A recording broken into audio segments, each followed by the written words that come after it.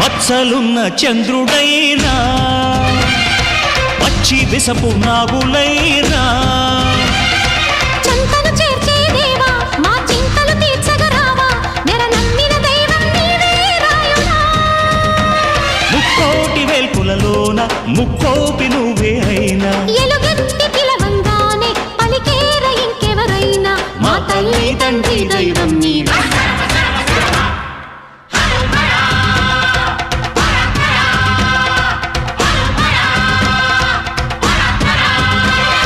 ఢమ ఢమ ఢమ ఢమ గుండ ఢమరుకం మోగే గణ గణ గణ గణ గొంతు గంటగా మారే